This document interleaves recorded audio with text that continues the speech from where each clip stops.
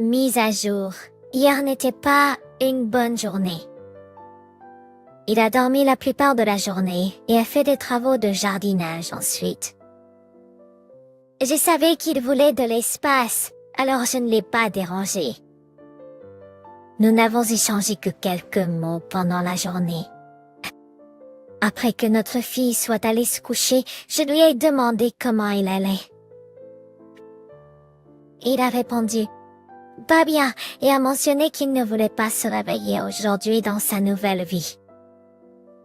Il a exprimé son incertitude quant au fait de vouloir se réconcilier, car son instinct le lui déconseillait. J'ai alors mentionné qu'il ne devait pas se contenter de moi. Je ne savais pas quoi dire d'autre. Je lui ai demandé de continuer à me donner une chance de prouver que je ne veux pas être la personne que j'ai été pendant les 7 derniers mois. Hier soir, il a admis qu'il n'avait toujours pas accepté que j'ai eu une liaison. Il a expliqué qu'accepter cela signifierait l'affronter, et il préférerait l'éviter. Il a suggéré que je commence à réfléchir au divorce, à ce que je veux, à combien d'argent je veux de lui, etc. J'ai exprimé mon désir de réfléchir à essayer de me réconcilier.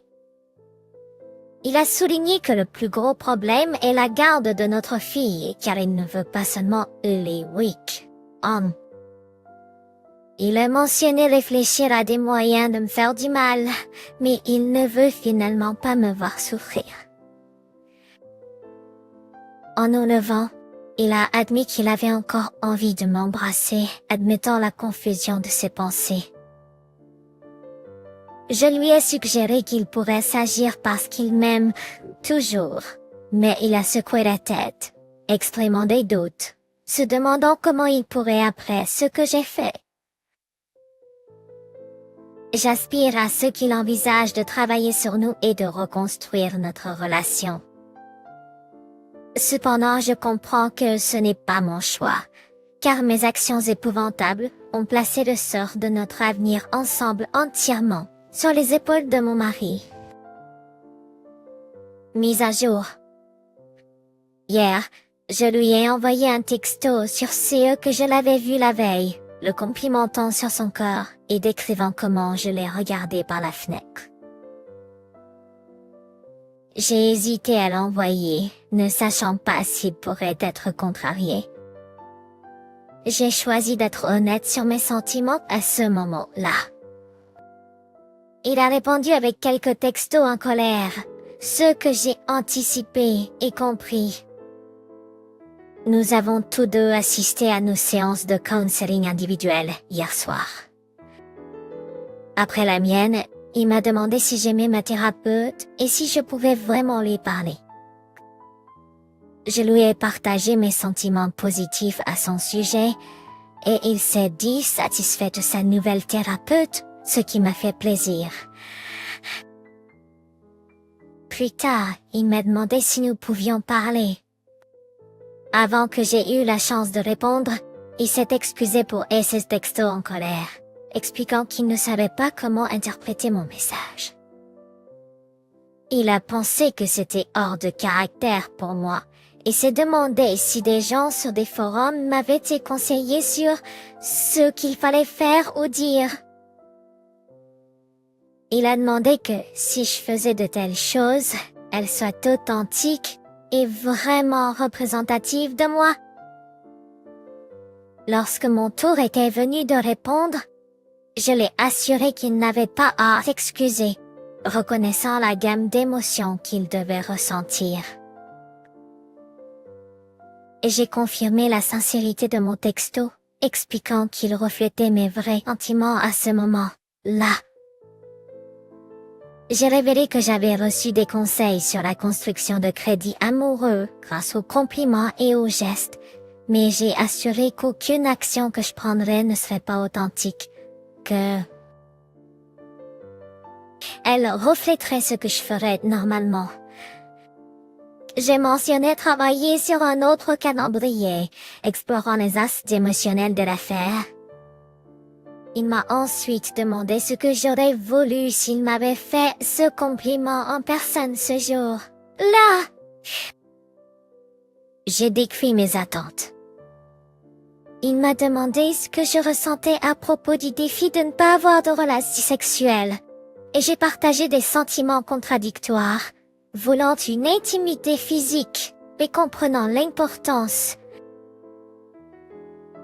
de prendre les choses lentement, voulant un contact physique mais comprenant qu'il doit se faire selon ses conditions. Il a ensuite suggéré que nous nous allongions ensemble pendant un moment. J'ai accepté avec enthousiasme, en le suivant. Au début hésitant, il m'a permis de me blottir contre lui et nous avons tous deux ressenti un sentiment de calme et de paix. Bien qu'il ne garantisse pas la réconciliation, à ce moment-là, nous nous sommes sentis comme avant et je suis reconnaissante pour chaque occasion de reconstruire.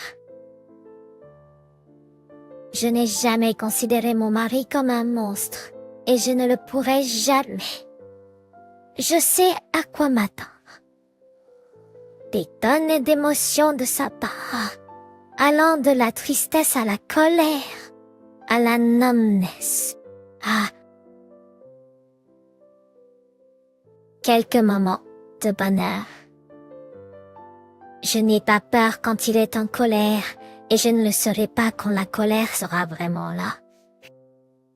Je sais ce que j'ai fait à lui et il a tout à fait le droit dans l'univers d'être en colère. Je resterai assise ici avec lui et je l'écouterai et je présenterai mes excuses. En ce qui concerne le physique avec la paix, j'ai partagé la vérité avec lui. Je sais qu'il ne me croira jamais parce que je lui ai menti pendant 7 mois et je serai chanceuse s'il me fait à nouveau confiance un jour. J'ai apprécié les conseils de chacun, qu'ils soient bons ou mauvais. Je sais que ce n'est pas facile pour les gens d'en parler, surtout pour les bêtes qui peuvent revivre son ou son expérience en répondant à un commentaire. Aujourd'hui, et comme hier aurait été notre 15e anniversaire de mariage, je lui ai écrit une lettre, mais je ne sais pas s'il l'a lue. Il l'a laissée sur le comptoir de la cuisine. Je ne lui ai pas dit « Joyeux anniversaire » dans cette lettre. Je ne le verrai pas avant environ 4 heures. Je n'ai aucune idée de ce qui va se passer ou de ce que je dois faire. Dois-je simplement rester dans la chambre d'amis toute la nuit pour qu'il ne me voie pas? Dois-je m'asseoir sur le canapé et attendre de voir s'il veut parler? Dois-je lui demander s'il veut parler? Je n'ai aucune idée. Dire que cela a été une journée de montagne russe serait un euphémisme. Ce matin, je lui ai laissé une lettre pour notre anniversaire dans laquelle je lui exprimais mon amour, ma gratitude, mon désir de travailler sur nous et mon admiration pour lui en tant que père. Je l'ai trouvé sur le comptoir sans être sûre s'il l'avait lu. Après lui avoir envoyé un bref message résumant la lettre, je n'ai reçu aucune réponse, me laissant me sentir comme un zombie. Vers 13h30, il m'a envoyé un mail mentionnant ce que notre anniversaire aurait dû être et a parlé d'emmener notre fille dîner. Mon cœur s'est resserré en lisant ces mots, et je n'ai pas pu me concentrer sur quoi que ce soit après cela. Je suis rentrée à la maison et il est rentré environ 1 heure plus tard et a essayé d'imprimer la lettre. Enfin, nous nous sommes assis avec son bras autour de moi, et la première boucle émotionnelle des montagnes russes a frappé. Nous avons tous deux pleuré sans dire un mot, nous serrant fort l'un contre l'autre. La boucle émotionnelle s'est poursuivie en nous regardant dans les yeux en pleurant, en nous serrant dans les bras, en nous excusant, en nous embrassant et en pleurant encore. Lorsque notre fille a demandé pourquoi je pleurais, il a expliqué que c'était notre anniversaire de mariage, un jour plein d'émotions. Elle nous a rejoints et la deuxième boucle émotionnelle a frappé alors que nous nous sommes serrés l'un contre l'autre. Cette boucle s'est intensifiée lorsque je me suis rendu compte de la gravité de mes actes, risquant notre famille pour une erreur terrible. Nous nous sommes tenus notre petite fille, nous avons pleuré et nous nous sommes regardés dans les yeux. Il a partagé qu'il avait envisagé de dire au revoir la nuit dernière, mais qu'il n'avait pas pu. La troisième boucle émotionnelle a frappé lorsqu'il m'a demandé de les rejoindre pour le dîner. Et nous avons joué à des jeux dans la voiture, nous sentant comme la famille parfaite. Nous nous sommes tenus la main, avons joué et nous sommes tenus les uns les autres, célébrant. Reconnaissant qu'il ne prendra aucune décision avant la fin de septembre, nous nous sommes arrêtés à la Dunkin' Donuts. Nous étions chez Dunkin' Donuts pour le dessert. Maintenant, il est dehors en poussant notre fille sur une balançoire à peine, une routine nocturne.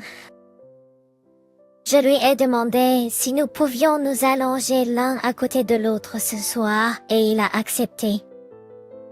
Je ne veux pas que cette journée se termine. Les trois, nous avons regardé notre vidéo de mariage. Il a beaucoup pleuré en nous entendant lire nos vœux. Nous nous sommes assis ensuite dans le salon et je me suis excusée d'avoir rompu mes vœux et il s'est excusé de ne pas m'avoir protégée comme il l'avait promis. Je lui ai dit qu'il n'avait rien à s'excuser.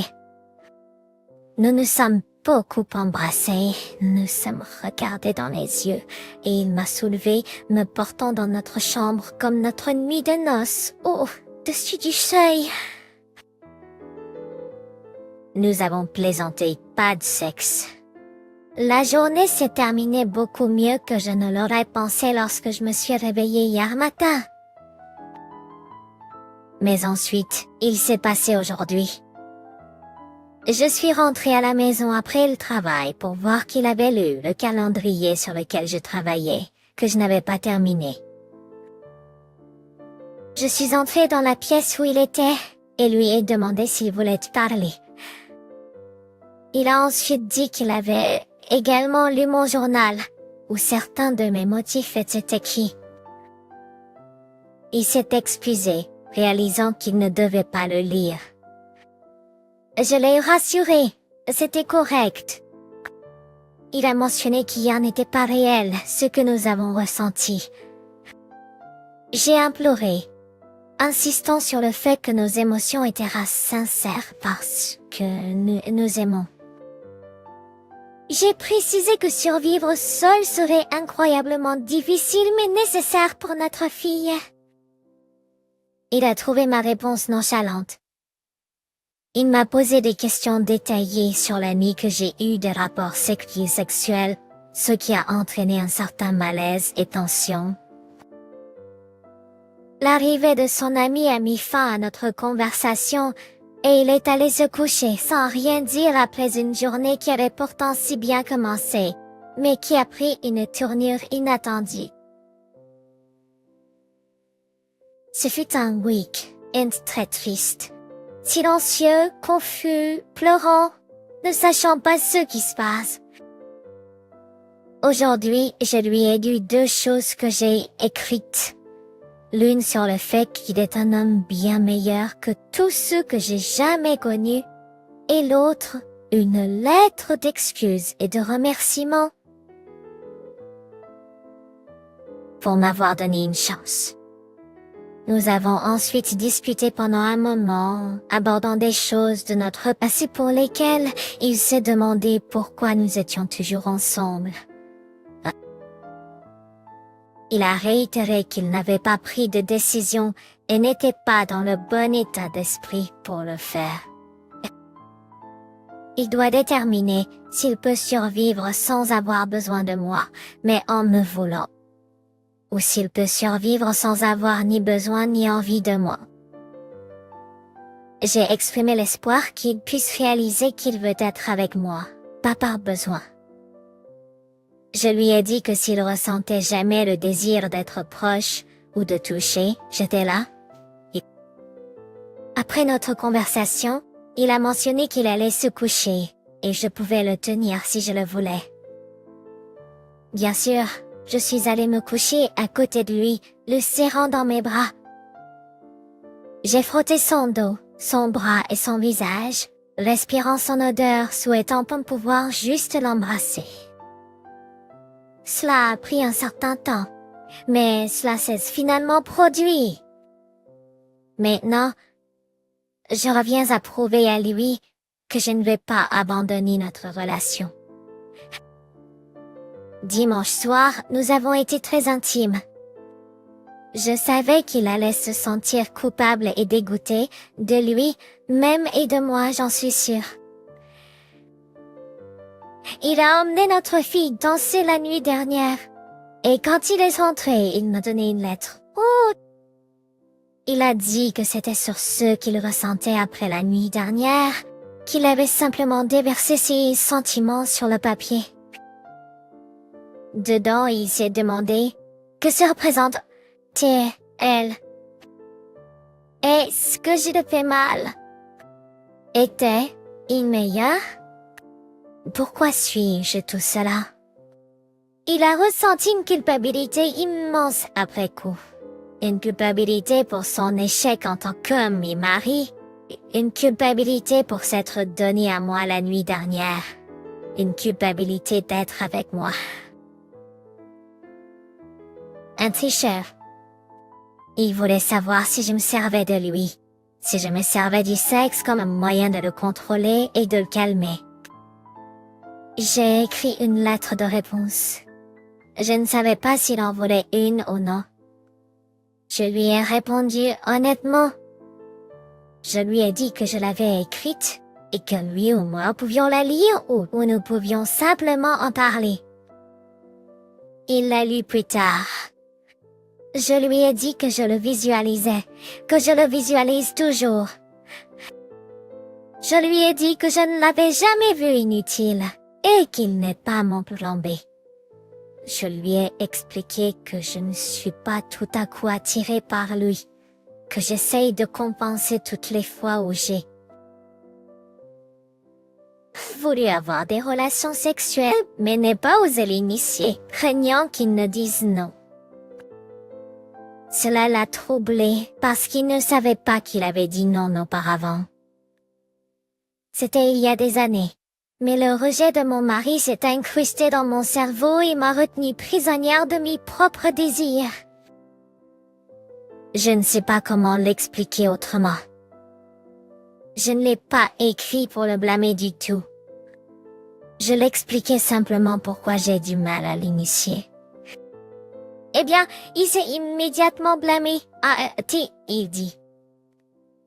Une autre chose que j'ai faite dans le passé qui m'est restée.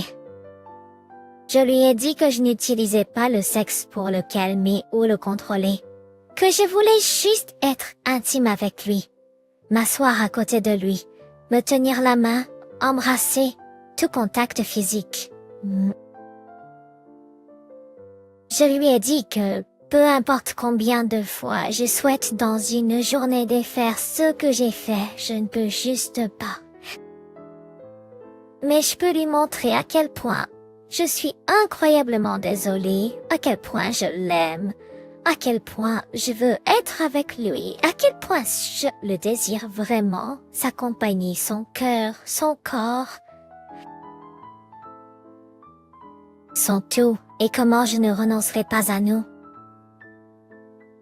Après qu'il l'ait lu, il a parlé pendant un moment, et je l'ai écouté. Il a demandé si je ressentais les mêmes choses après ce qu'il a fait il y a 6 ans. Il a demandé si j'avais apprécié la nuit de dimanche. Il a dit que ça lui faisait du bien. Pendant les quelques moments où il a été capable de repousser les mauvaises pensées dans son esprit, il a dit qu'il m'imaginait le toucher. Il a ensuite demandé si je voulais jamais être intime avec lui à nouveau. J'ai évidemment dit oui. Il est resté assis pendant quelques minutes de plus et a dit « Oublie ça ». Il a dit qu'il pouvait se sentir bien pendant un petit moment. Cette fois, je ne me suis pas précipitée hors de mon siège. Je suis restée assis là pendant une seconde en le regardant comme si « Hé, tu es sûr que tu veux vraiment faire ça ?» Je me suis quand même levée parce qu'il le voulait. Nous avons tous les deux notre séance de thérapie ce soir. Je ne sais pas si nous allons parler après ou non. Dans celui-ci, j'ai écrit à quel point je me sentais comme si nous l'avions perdu quand il jouait à sa Xbox pendant 6 heures par jour après le travail. Il l'a pris comme si je le blâmais. J'ai essayé de lui dire que j'écrivais ce que je ressentais sur le moment parce que je pensais qu'il voulait savoir ce que je ressentais tout au long de l'affaire. Je n'ai pas dit qu'il en était responsable. Je ne l'ai jamais blâmé une seule fois. Je continue de lui dire que mon choix stupide d'avoir une liaison n'était pas sa faute.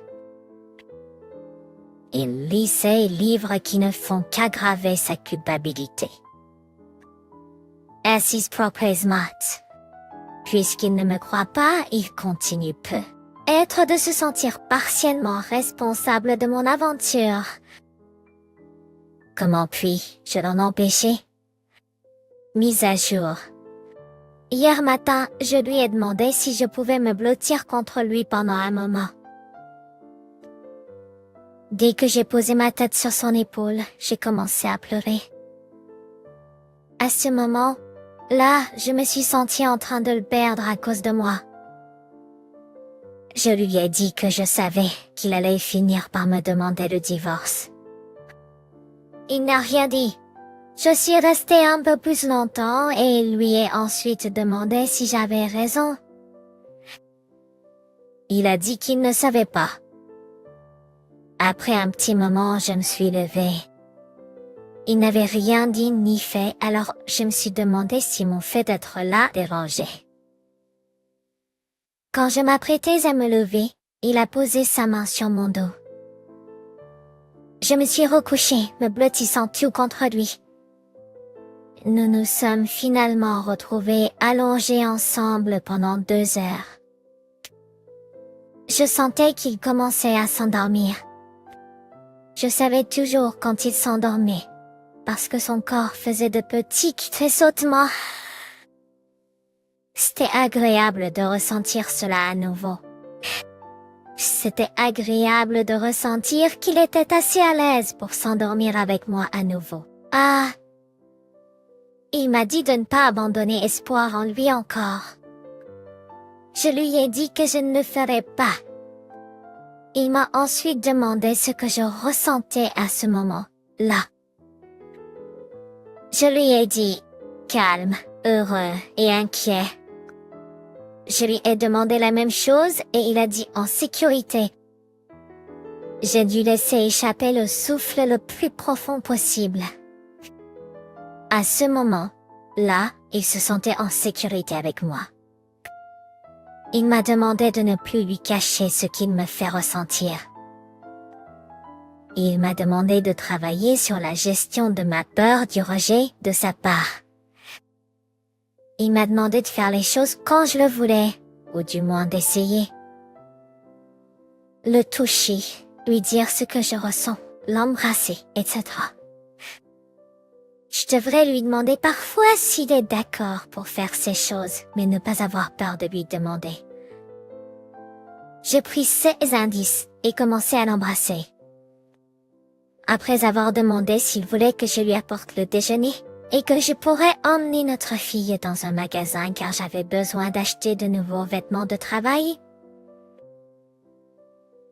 je lui ai ensuite demandé s'il voulait nous rejoindre. Il a réellement dit oui. Nous sommes tous allés faire du shopping et avons ensuite pris un déjeuner à emporter. C'était un très beau dimanche. Pendant 5 minutes, il s'est senti en sécurité. Je vais prendre cela comme une grosse victoire pour la journée. J'espère qu'il pourra se sentir en sécurité à nouveau et plus souvent. Des petits pas. Je suis en train d'acheter une nouvelle voiture en ce moment. Je devais me débarrasser de la mienne car elle faisait partie de l'affaire. Je me sens comme de la merde complète d'avoir cette nouvelle voiture. Je sais qu'il me voit comme n'ayant aucune conséquence physique. Et cela semble bel et bien être le cas. Il s'est assis ici avec moi mes dents, veillant à ce que je ne sois pas lésée. Il ne pense pas que je sois désolée, ni ne sait ce à quoi la contrition devrait ressembler. Lorsque je lui ai demandé ce que je devrais faire, il a dit ne se pas savoir, ou s'il y a même quelque chose que je puisse faire. Quelles sont les façons dont une épouse égarée montre sa contrition? Il souhaite des actes, ce à quoi je pensais m'adonner. Il a dit qu'il serait absolument reconnaissant s'il était autorisé une autre chance. Cela m'a vraiment mis en colère car je suis absolument reconnaissante et le dis tout le temps. Non, je ne lui ai pas crié dessus. Je lui ai demandé ce qu'il allait faire. Il ne savait pas. Je lui ai dit, je voudrais être près de toi. Le toucher. Le tenir. L'embrasser. Lui dire bonjour, bonne nuit, avoir de petites conversations avec lui.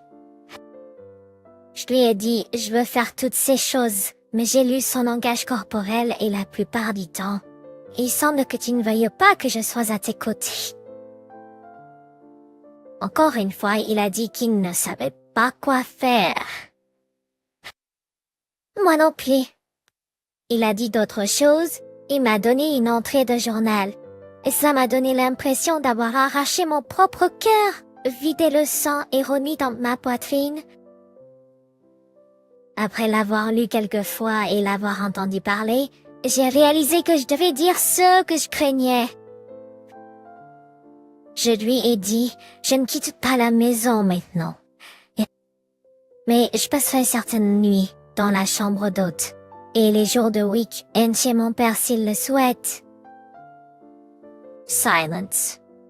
Je lui ai dit que je ne pouvais pas dire les mots exacts, mais si la seule façon pour lui d'être heureux à nouveau est de ne plus être misérable, et que non, alors nous pouvons, parce que je ne veux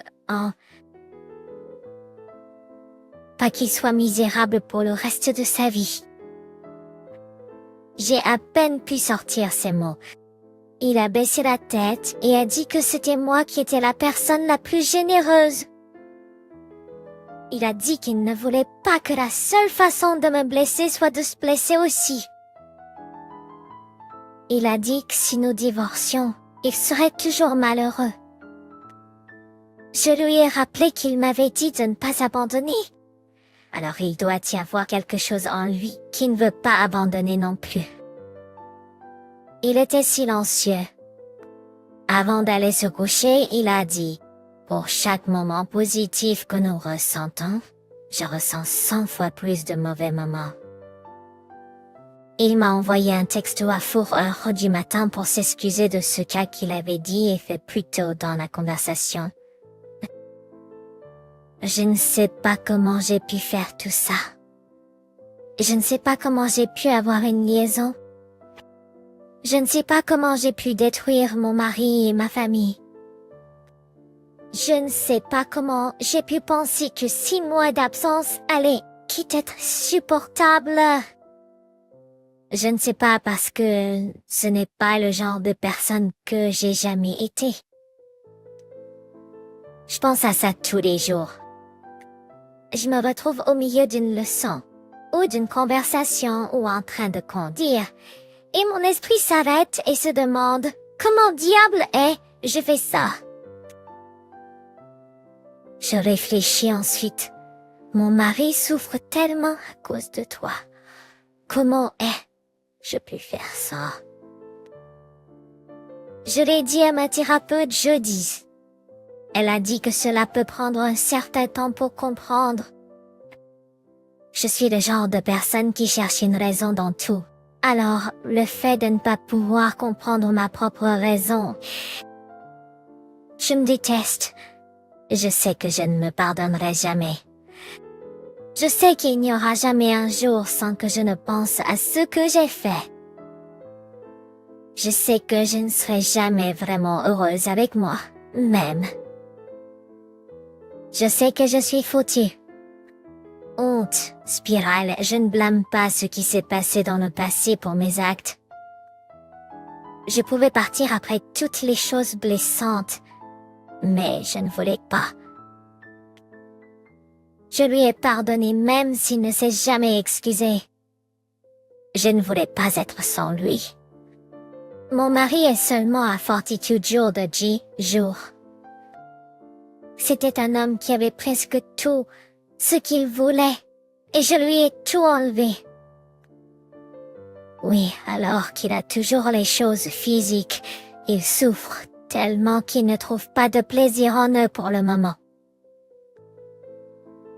Pour les choses émotionnelles, sa douleur a rendu impossible pour lui de penser qu'il y a une chance qu'il puisse ressentir cela à nouveau, et que nous puissions encore l'avoir. Son travail consiste à résoudre des problèmes toute la journée. Il est tellement bon qu'il est souvent appelé par ses collègues lorsqu'il est en congé pour les aider à résoudre le problème. Il m'a dit qu'il pourrait s'en vouloir s'il pouvait se blâmer pour mon affaire. Alors il y aurait quelque chose qu'il pourrait réparer et il pourrait nous sauver. Cela serait si facile pour moi de mentir et de l'accuser, mais je ne peux pas faire ça. Je ne peux pas lui faire croire que mes choix étaient dus à des choses qu'il a faites. Je ne peux pas lui faire croire cela parce que ce n'est pas vrai. Je souhaite pouvoir lui faire se sentir bien dans sa peau à nouveau. Je souhaite pouvoir lui faire à nouveau confiance, en général. Actuellement, la seule façon dont il pense que c'est possible est si nous divorçons. Alors, j'ai avalé mon orgueil, la très petite partie qui reste, et j'ai dit que nous pourrions faire ça s'il peut être heureux à nouveau. Il a dit qu'il serait toujours misérable si nous divorcions. Donc je reste sur place et je fais de mon mieux pour lui montrer qu'il peut être heureux à nouveau et ne pas être misérable 24 heures sur 24 avec moi. C'est coûteux. J'espère l'aider à voir qu'il peut retrouver de la joie dans les choses qu'il faisait auparavant. J'essaie de l'aider. Je sais que le gros éléphant dans la pièce, c'est qu'il est venu 2 fois vers moi avec ses inquiétudes et ses préoccupations, et je lui ai menti droit dans la figure. Je pense que ce sera le point de rupture, et je ne lui en veux pas. Je le comprends. Il s'est ouvert à moi, s'est montré vulnérable, et je lui ai menti droit dans la figure, parce que j'avais peur et que j'étais égoïste. Je sais que c'est le manuel de la Dwudwfv de dire que nous ne l'avons fait qu'une seule fois, mais c'est vraiment la vérité pour mon aventure. Pour ce qui est des bêtises, mon haut était l'article de vêtements qui s'est le plus enlevé. Encore une fois, je sais que la plupart ne me croiront pas. Je sais qu'il a besoin de temps. Je ne cherche pas à précipiter les choses. Je n'ai jamais dit et ne dirai jamais à lui « Passe à autre chose déjà » ou « Je t'ai déjà dit que j'étais désolée ». Dans How to Help Your Spouse Heal, ce sont des choses que disent comme un nain reconstruisent un futur. Je ne suis pas l'un d'entre eux. Il a tout à fait le droit de ressentir toutes les émotions et de prendre tout le temps dont il a besoin. Je suis juste effrayée. Nous avons tous les deux cœurs mis à jour. Il m'a récemment parlé d'une conversation qu'il a eue avec notre fille l'autre jour. Elle lui a demandé, « Y a-t-il des mamans chanceuses qui n'ont pas d'enfants? » Il était très perplexe face à ce qu'elle a dit, alors il lui a demandé de préciser. Elle a répété sa question, et il l'a rassurée en disant que toutes les mamans sont chanceuses d'avoir des enfants. Perplexe, il lui a demandé pourquoi elle avait dit ça, et elle a expliqué qu'elle sait qu'elle n'est pas toujours gentille avec moi et dit des choses méchantes. Il l'a réconfortée en insistant sur le fait que je suis très chanceuse d'être sa maman. Mon cœur s'est arrêté. Ma fille pense que je ne l'aime pas et que c'est terrible d'être sa maman. Il a dit qu'il ne me l'avait pas dit pour me faire mal, qu'il voudrait savoir si elle avait déjà dit ça à propos de lui. Il a suggéré que je discute de cela avec mon thérapeute. J'ai toujours eu l'impression d'être une mère échec. Cela a simplement confirmé mon sentiment. Il serait absolument mieux sans moi.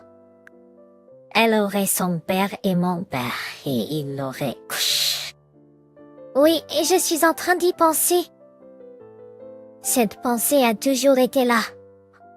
Il fait une sieste en ce moment, alors je ne peux pas lui parler de ça. Je n'ai pas de thérapie cette semaine, alors il faudra attendre jusqu'à lundi prochain.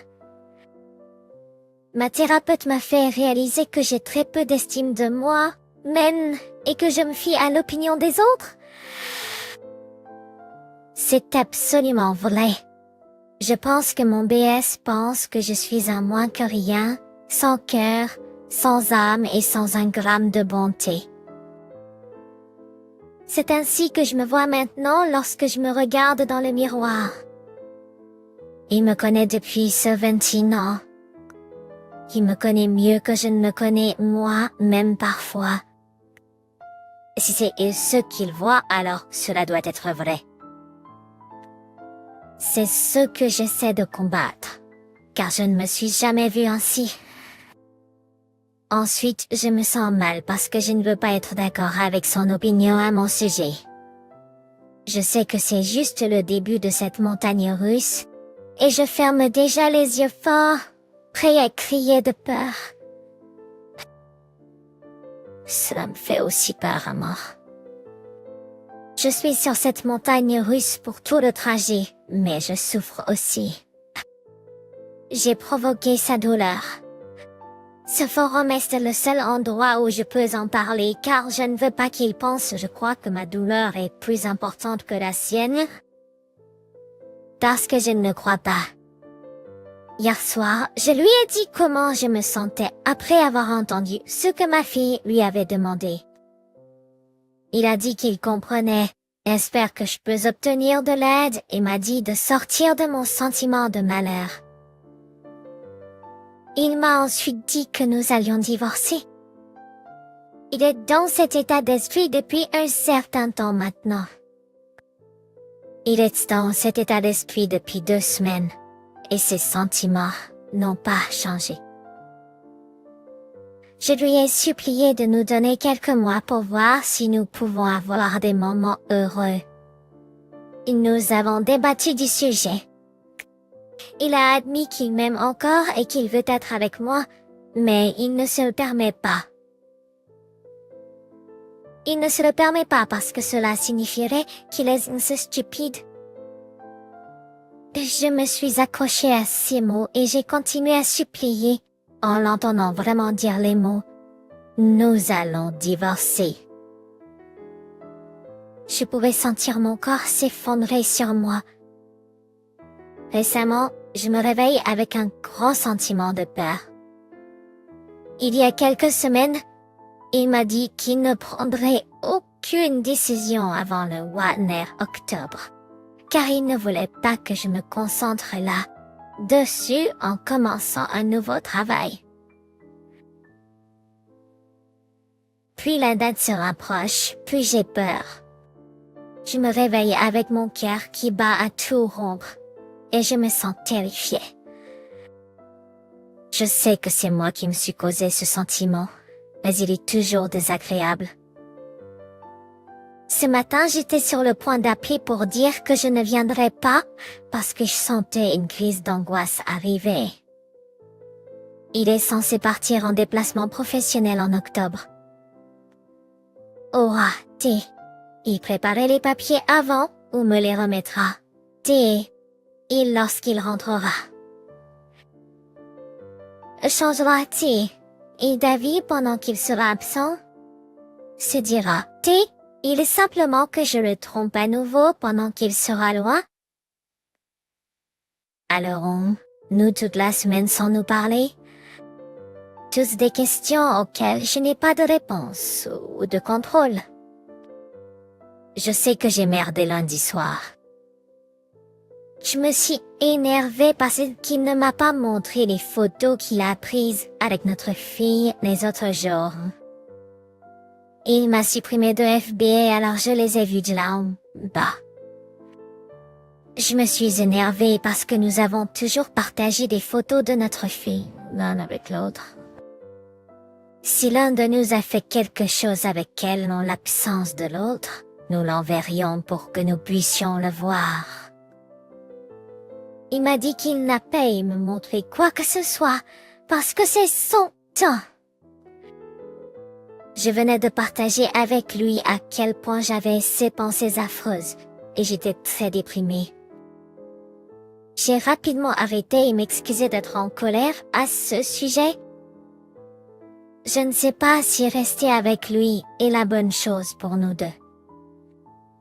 Je sais que c'est la bonne chose pour moi. Je sais que je veux vraiment être avec lui pour le reste de ma vie. Il est tout ce que je veux. Je sais où j'ai pris pour acquis qu'il m'avait donné. Je sais que j'ai eu une grande vie avec lui. J'étais une personne égoïste qui voulait toujours plus. J'étais dans ce brouillard tordu et je pensais qu'il ne le découvrirait jamais. Il ne serait jamais blessé par cela. J'étais engagée envers mes propres sentiments. Ce n'est pas parce qu'il n'y a pas d'homme dans ma vie. C'est parce que mon mari n'est pas dans ma vie. Cela va sucer financièrement. Cela va sucer d'être seule. Je ne nie pas cela, mais ce sont des choses que je peux traverser. Être sans lui, je pense que c'est quelque chose que je ne peux pas gérer. C'est la personne avec qui je veux vieillir. Je sais comment est-ce possible si vous étiez impliqué avec quelqu'un d'autre. Et non, je ne veux pas déchirer la vie de ma fille. Elle devra maintenant vivre dans 2 appartements différents. Elle ne verra qu'un seul parent certains jours. Elle verra au moins un parent être extrêmement triste la plupart du temps.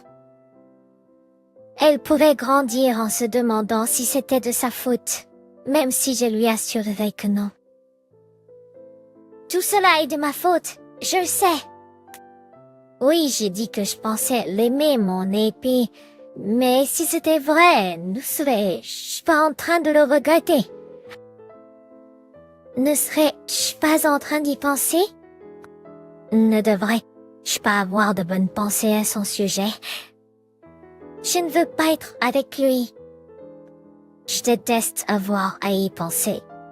Lorsque je dois y penser, ce ne sont que des sentiments et des pensées négatives à son sujet et à mon sujet. Je ne l'ai jamais considéré comme une aventure d'un soir. Je ne voulais jamais quitter mon mari. J'étais une égoïste qui mangeait des gâteaux, je le sais. Mangeuse de gâteaux, j'avais 2 hommes qui me voulèrent. J'étais dans tout cela pour moi, même. Je ne pensais qu'à moi, même.